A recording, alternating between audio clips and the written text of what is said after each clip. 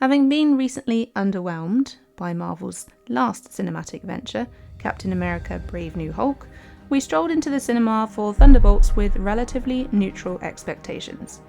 We're pleased to report those expectations were satisfied and entirely exceeded. Spoiler warning now, mild spoiler, but spoiler nonetheless. Without digging into the detail too much, the plot of Thunderbolts is pretty straightforward. A group of troubled mercenaries are screwed over by the powers that be, and they must work together to save themselves and vanquish a threat. That last word is complex. I would argue there isn't really a villain of the movie.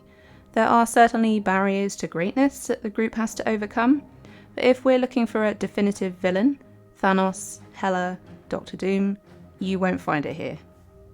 In the team we have Yelena Belova, played by Florence Pugh, a very reluctant leader perhaps, but very eager to find purpose, something better than where she's ended up. Pugh is fantastic in the role, and it's refreshing to see some emotional depth to a Marvel character. Something relatable as opposed to, oh dear, I threw a superhuman strop and got everyone killed. Boo-hoo. I'm not saying we've all got a traumatised assassin in us, but I think loneliness, self-doubt and melancholy are the demon on everyone's shoulder at one time or another. David Harbour returns as the Red Guardian and never fails to amuse. He's that enthusiastic, positive ball of energy that every team-up needs and wants. The comedy glue. The costume is great as well. I really enjoyed the time given to Yelena and Alexi's father-daughter relationship this time round. One scene in particular towards the end of the movie is just so well written and acted, emotional, honest, unexpected too. Wyatt Russell is back as John Walker, emotionally distant and delusional. He's as sad as he was in The Falcon and the Winter Soldier. He's a walking bruised ego, entirely unlikable, mean to everyone, and yet by the end of the movie he's grown on you. You want him to succeed, to get his life back. Maybe not have a pint with him at your local, but we wish him all the best. Hannah John-Kamen's Ghost is perhaps the character we remember the least, purely due to the passing of time and our Marvel memories reaching maximum capacity, rather than any fault with the character or the actor. In Thunderbolts we see Ghost and her very cool superpower in all its glory. She too has had a grim upbringing. No one has had a good time in that group, but we don't get much of a glimpse into her backstory. She's in some cool fights though.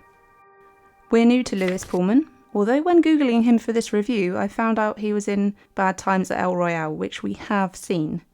Clearly not a memorable role. Anyway, less of that. In Thunderbolts he's one of the highlights. He is Bob, and Bob is great. The end game for his character is drip-fed, and when it comes it's dark and sad. Bob is dark and sad. And Pullman plays it perfectly. I can't remember the last time I had tears in my eyes watching a Marvel movie. Possibly the Marvels, but only because it was so dire.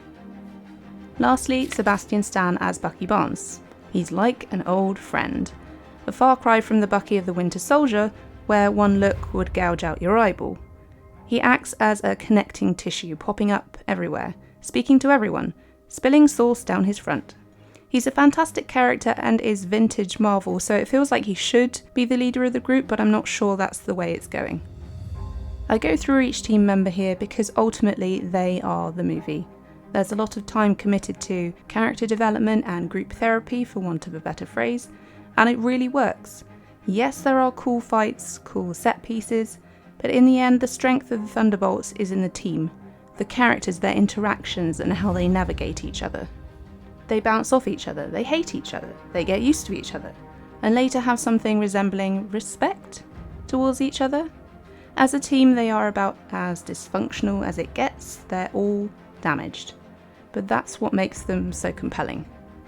In terms of post-credits there are two, so hang around if that's your thing. My teeny tiny gripe was actually aimed at something shown in one of the trailers prior to our cinema outing. You cannot escape the odd cheese string of dialogue. In this case, Bucky's rousing speech. The past just doesn't go away, so you can either live with it forever or do something about it. It wouldn't be a Marvel movie without a modicum of cheese-tastic dialogue. To sum up, this is a return to glory for Marvel.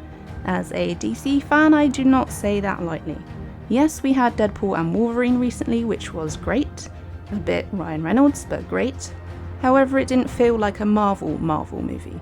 Those movies still feel sort of separate.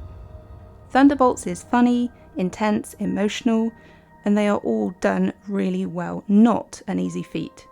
It does something that's been missing from many a Marvel outing of late. It makes you give a crap about the characters. You are invested, you care. And for that alone, they are an asset to the Marvel Universe. As the Red Guardian so eloquently puts it, this team can be the heroes on the Wheaties box, with the little kiddie toy. Anyway, go see it and let us know what you think. And as always, have fun storming the castle. Thanks very much for listening. If you'd like to contact us or check out what we've been up to, you can find us on Twitter, Instagram, and Facebook.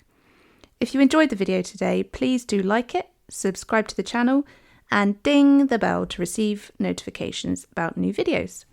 See you in the next one.